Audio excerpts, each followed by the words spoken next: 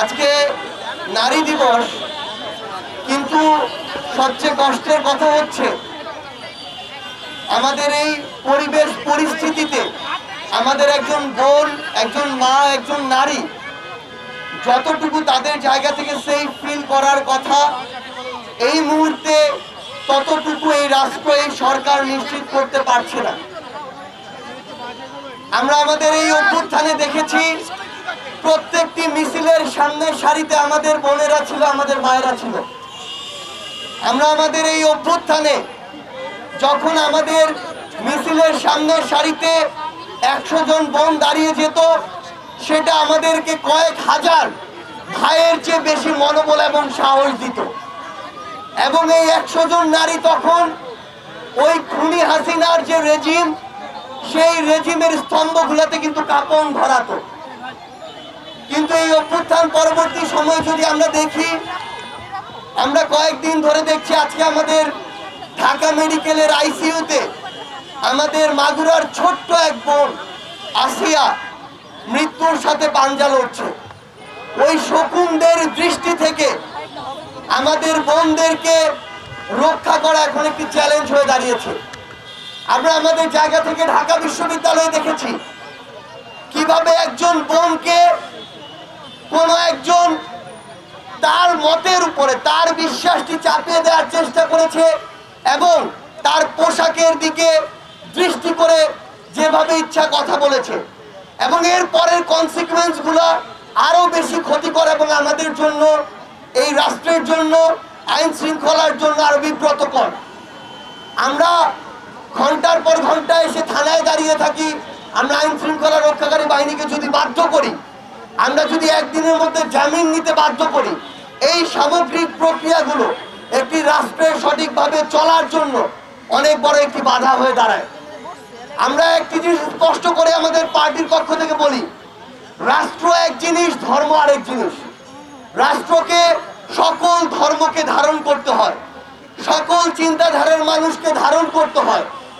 এখানে নির্দিষ্ট একটি ধর্মের মানুষ তার যে বিশ্বাস, তার রীতিনীতি, তার প্রথাগুলো চাইলেই আরেকটি মানুষ যিনি অন্য ধর্মে বিশ্বাসী তাকে চাপিয়ে দিতে পারে না।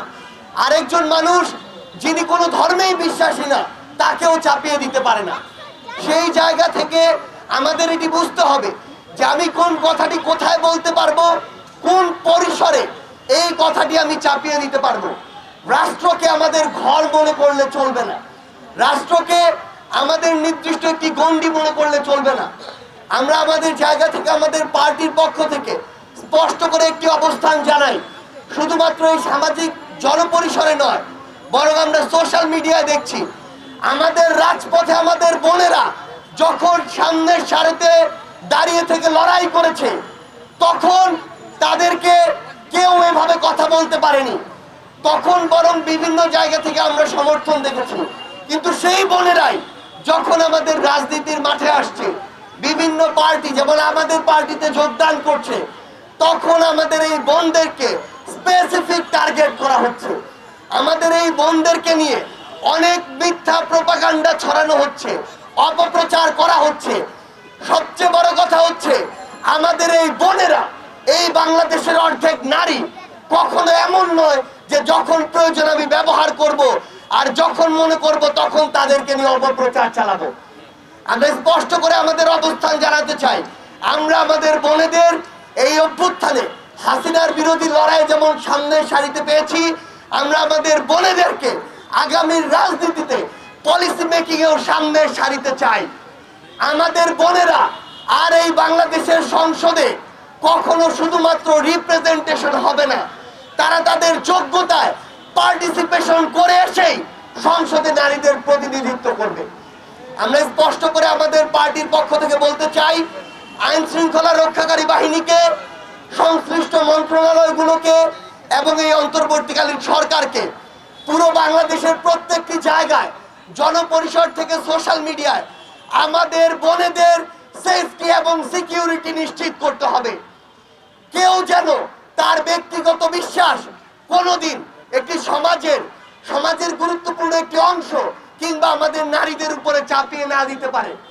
এই নিরাপত্তা আমাদের নিশ্চিত করতে হবে। আর্থ সামাজিক প্রেক্ষাপট বুঝতে হবে, বাংলাদেশের সামগ্রিকভাবে পরিবেশ কি সেটা বুঝতে হবে।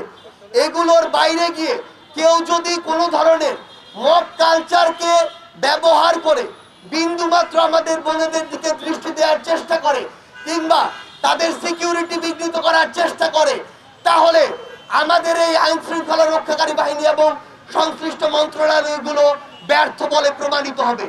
এক্ষেত্রে আমরা আজকের পর থেকে তাদের সুস্পষ্ট অবস্থান এবং অ্যাকশন দেখতে চাই, না হলে বাংলাদেশের জনগণ তাদের জায়গা থেকে এই যে সংশ্লিষ্ট জায়গা সংশ্লিষ্ট মন্ত্রণালয়গুলোকে ব্যর্থ মনে করবে, কিন্তু আমরা এগুলোকে ব্যর্থ হিসেবে দেখতে চাই না।